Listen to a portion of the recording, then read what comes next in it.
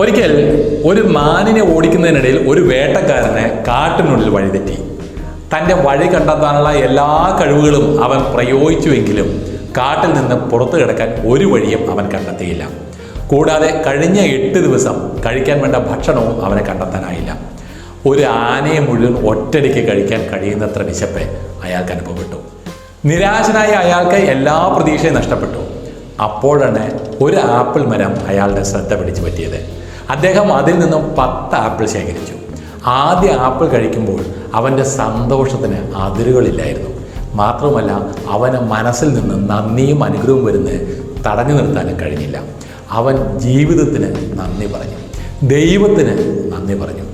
ആദ്യ ആപ്പിൾ കഴിച്ചപ്പോൾ തോന്നിയ അവൻ്റെ ഭാഗ്യം അവന് വിശ്വസിക്കാനേ ആയില്ല.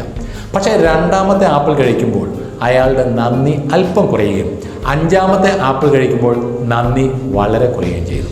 വിശപ്പുണ്ടായിരുന്നെങ്കിലും കഴിക്കുന്ന ഓരോ ആപ്പിളിനും അനുസരിച്ച് എങ്ങനെയോ സന്തോഷം ഗണ്യമായി കുറഞ്ഞു വന്നുകൊണ്ടിരുന്നു.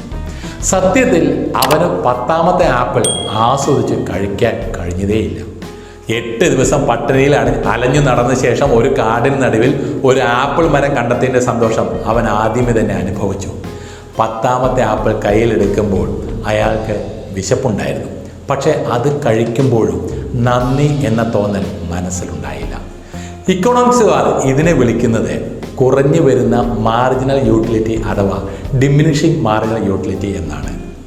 നന്ദി അഥവാ കൃതജ്ഞത കുറയുന്നു. ലളിതമായി പറഞ്ഞാൽ കാര്യങ്ങളെ വളരെ നിസ്സാരമായി എടുക്കുന്നു. ഇതിനെ നമുക്ക് 10th ആപ്പിൾ ഇഫക്റ്റ്, 10ാമത്തെ ആപ്പിൾ ഇഫക്റ്റ് എന്ന് വിളിക്കാം. 10ാമത്തെ ആപ്പിളിന് ഒട്ടും രുചി കുറവായിരുന്നില്ല. വിശപ്പ് തൃപ്തിപ്പെടുത്താനുള്ള കഴിവ് അതിനുമുണ്ടായിരുന്നു. പക്ഷേ കാടിൻ്റെ നടുവിൽ ഭക്ഷണം കണ്ടെത്തിയതിനോടുള്ള നന്ദി കുറവായിരുന്നു അത്. ഈ വേട്ടക്കാരൻ നമ്മളെ പ്രതിനിധീകരിക്കുന്നു.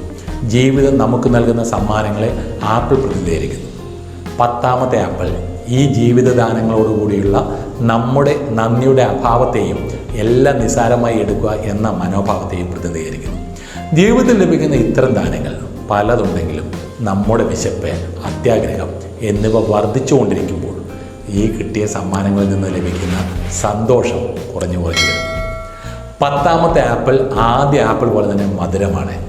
ആദ്യത്തേത് പോലെ തന്നെ നിങ്ങൾക്ക് ആനന്ദം നൽകുന്നതിൽ 10ാമത്തെ ആപ്പിൾ പരാജയപ്പെട്ടാൽ ആപ്പിളിൽ ഒരു തെറ്റുമില്ല. എല്ലാ തെറ്റും നിങ്ങളുടെ തന്നെ.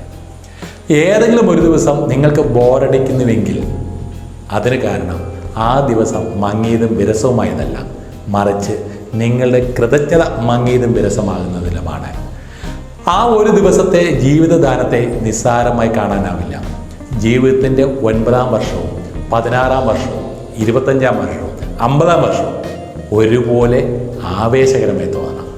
ഈ ജീവിത സമ്മാനങ്ങളെ നിസ്സാരമായി എടുക്കാൻ 10ാമത്തെ ആപ്പിൾ ഇഫക്റ്റ് നിങ്ങളെ ഒരിക്കലും അനുവദിക്കരുത്. ജീവിതത്തോടുള്ള നിങ്ങളുടെ കൃതജ്ഞത ഒരിക്കലും മാഞ്ഞു പോകരുത്. സന്തുഷ്ട ജീവിതം അനുഭവിക്കാൻ ലഭിക്കുന്ന സമ്മാനങ്ങളോട് എന്നെന്നും നന്ദി ഉണ്ടായിരിക്കുക. വീണ്ടും അടുത്തൊരു വീഡിയോയുമായി വരുന്നവരെ this is Sudheer Menon signing off.